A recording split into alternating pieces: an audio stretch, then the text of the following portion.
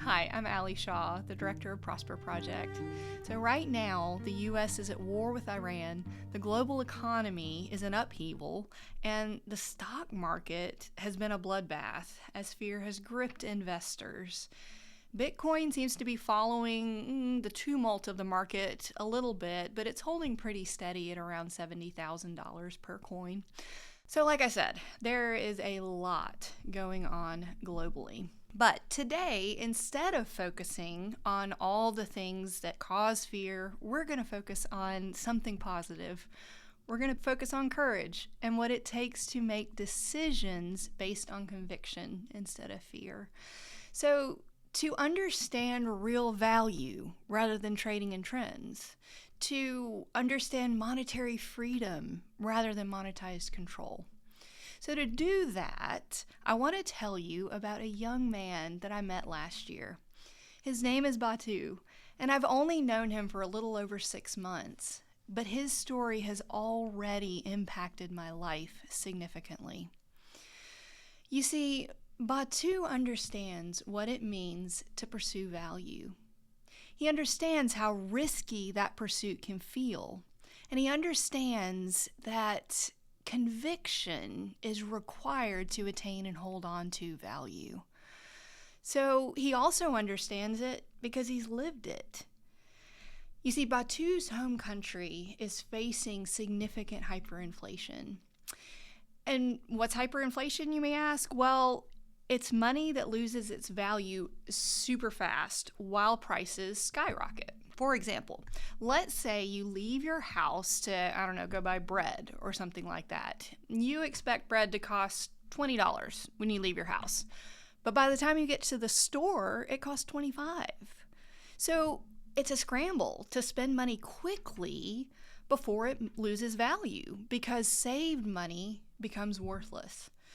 It's money that no longer reflects your time, effort, and energy, like we've talked about before in the value of work video. It's money that no longer reflects that time, effort, and energy in a meaningful way.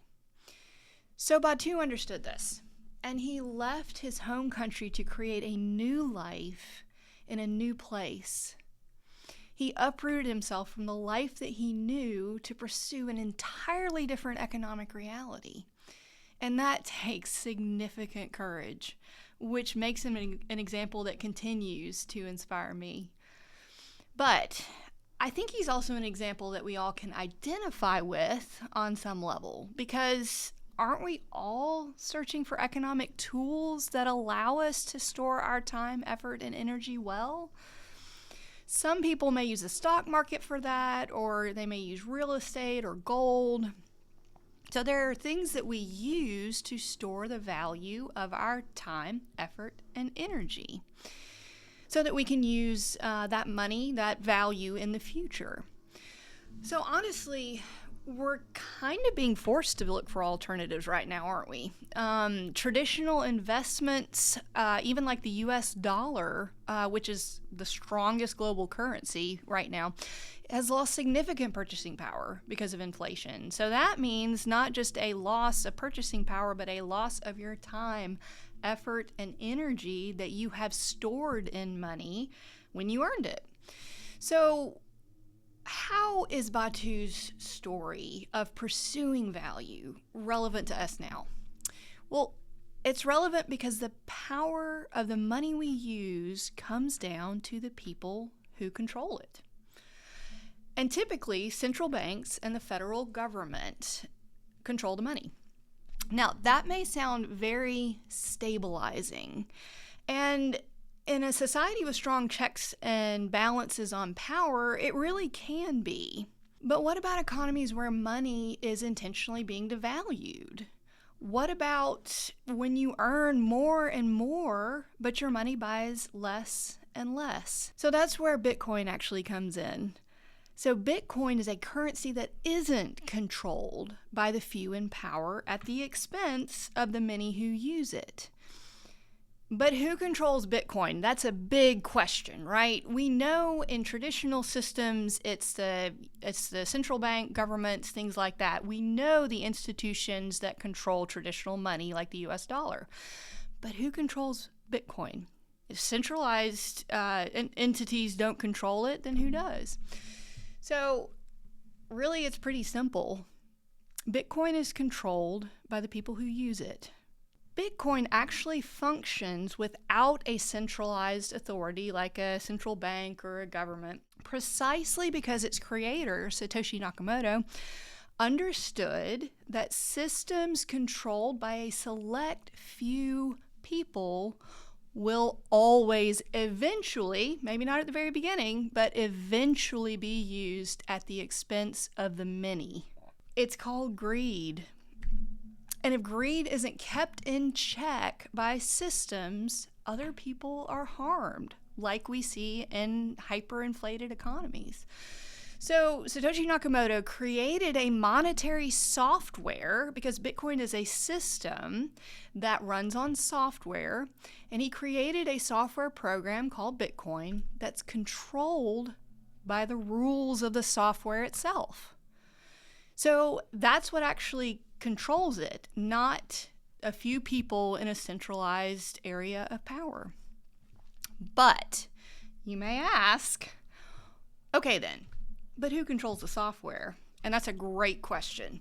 So it's kind of the beauty of Bitcoin, though. The people who choose to run the software, they call them miners, but the people who choose to run the Bitcoin monetary software don't actually control it individually. They only manage it because the rules that are built in the software are what actually controls it. So managing typically involves two things in the Bitcoin monetary system. Number one, involves making sure that the software rules are followed.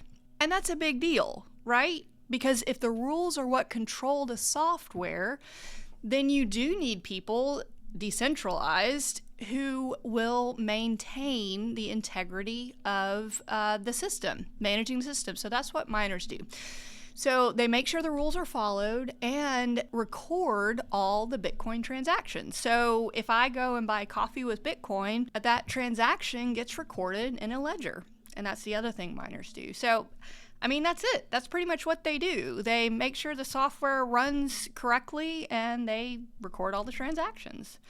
So they don't know who owns what Bitcoin, though, and they don't have access to anyone else's Bitcoin. That's the other beauty of the Bitcoin monetary system. They keep the software running smoothly, but they have no access or knowledge of who owns what Bitcoin.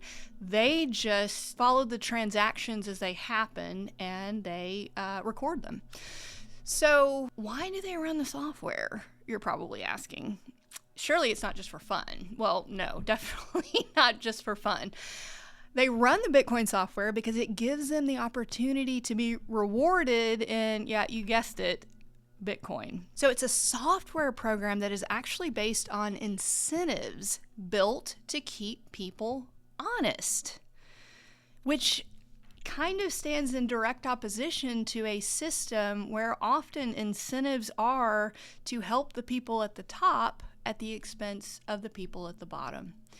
So what does that mean practically? Well, it means that Bitcoin actually works like digital cash, right? The individuals running the software keep the program working smoothly, but you, as someone who owns Bitcoin, control the actual Bitcoin through self-custody. So no one else can touch it. So what does that mean practically? Well, it means that Bitcoin works like digital cash. The individuals running the software keep the program working, but you, if you hold Bitcoin in self-custody, actually own it. You control it. The system doesn't.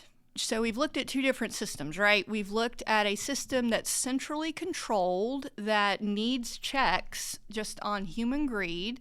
And we've looked at the Bitcoin monetary system, which intentionally incentivizes people to keep the rules. So what does all this have to do with courage? Well, everything. You see, it takes courage to try something new. It takes courage to pursue a new economic reality for yourself. But that's what Bitcoin offers. It offers the opportunity to build on a new economic freedom instead of control. You control your Bitcoin, not any centralized authority or even the miners that run the software. So, all right, y'all, I know that was a lot today, so we'll dig into this a little more deeply a little further down the road. But in the meantime, if you want to see what the rules are and why they're so important that govern the Bitcoin software program, then check out A Tale of Two Systems that I recorded. Until next time, I'm Alli Shaw, and this is the Prosper Project.